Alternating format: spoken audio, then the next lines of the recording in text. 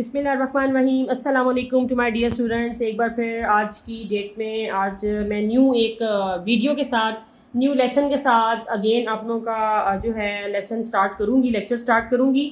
तो क्लास 8 की बुक है, मैथमेटिक्स है बच्चों, और इसके बाद हमारे पास क्या है, एक्सरसाइज है 2.8। ठीक हो गया बच्चों।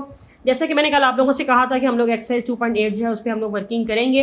आज हम इसको देखेंगे कि हम लोग किस तरह से फैक्टराइजेशन कर सकते हैं।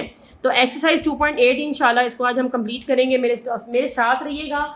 क्वेश्चंस को बार बार प्रैक्टिस में रखिएगा। अगर आप बार बार प्रैक्टिस करोगे तो आपके हाथों को याद हो जाएगा कि स्टेप क्या है, ठीक है, नेक्स्ट स्टेप क्या है। आप यकीन करो मुझे इतना याद हो जाता था कि सिचुएशन ये थी कि हम लोग इतना कर लेते थे कि भाई हमें ये याद होता था इस क्वेश्चन के स्टेप्स कितने हैं। इस स्टेप्स के बाद हमें ये पता होता था कि हमें ये जो है इसका आंसर क्या होगा, इस बुक का पेज नंबर क्या है। मतलब आप इतनी प्रैक्टिस किया करो।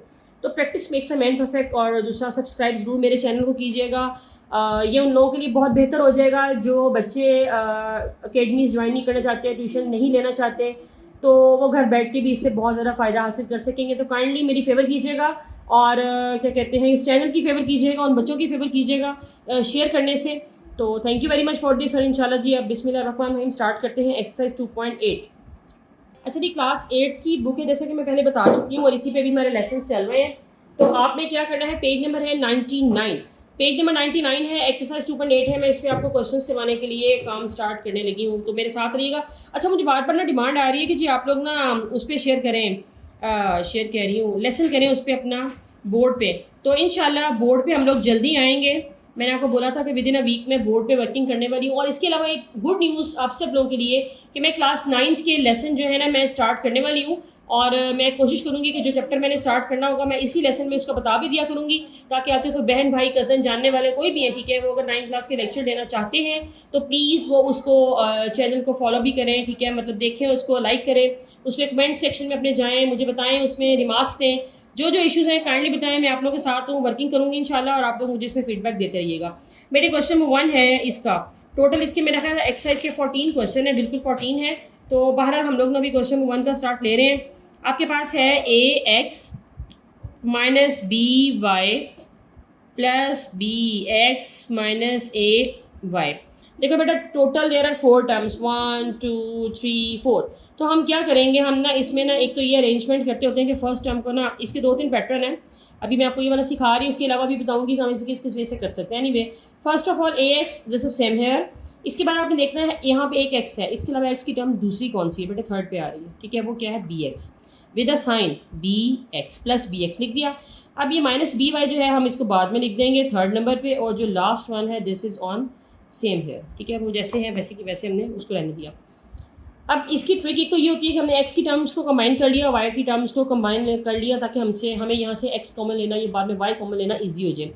देखें अब इन फर्स्ट 2 टर्म में से क्या कॉमन आ सकता है, यहाँ पे एक्स है और एक्स है, तो हम इन दोनों में से सिर्फ क्या करेंगे, एक्स कॉमन ले लेंगे। तो आपके पास यहाँ ए और यहाँ से एक्स कॉमन चला गया, तो हाँ बच गया बी, कंप्लीट हो गया।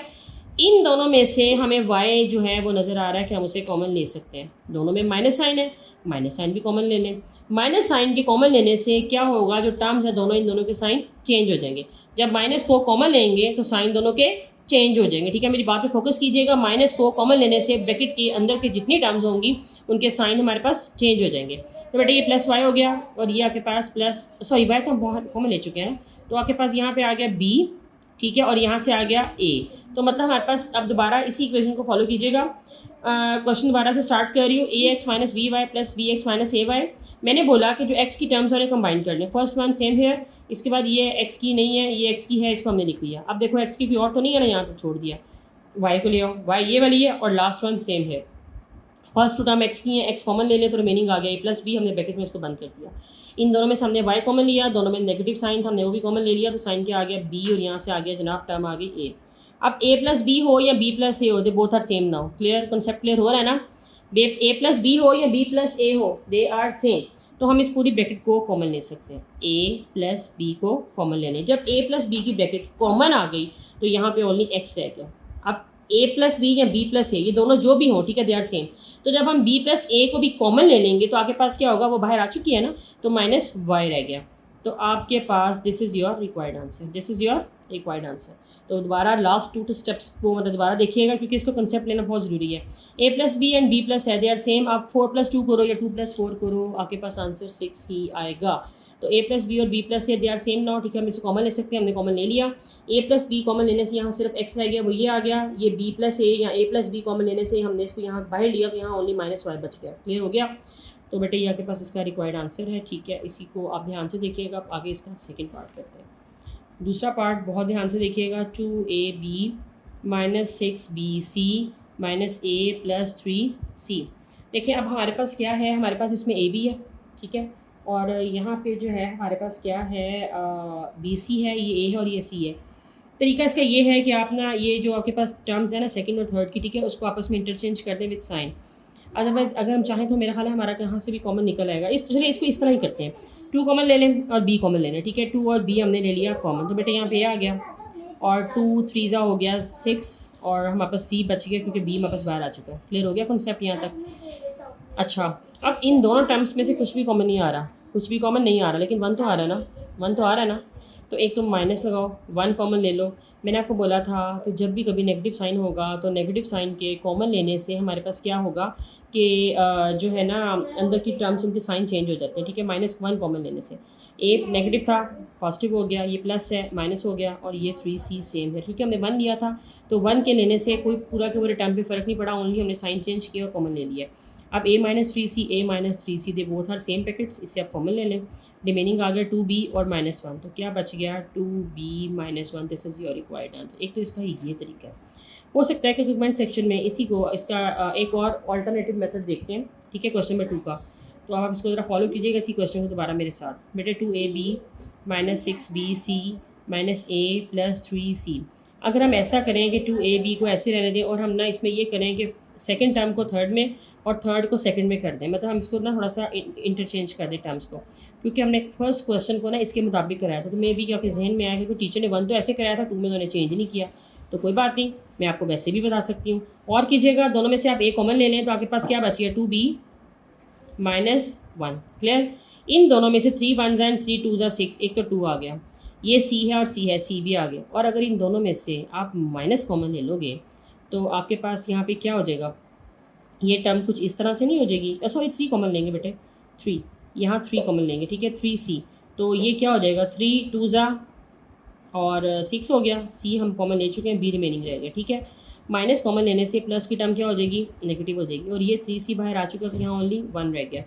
तो बच्चे आगे चलते हैं। ये आपके पास क्या है 2b - 1 2b - 1, they both are same, हम इन्हें कॉमन ले सकते हैं।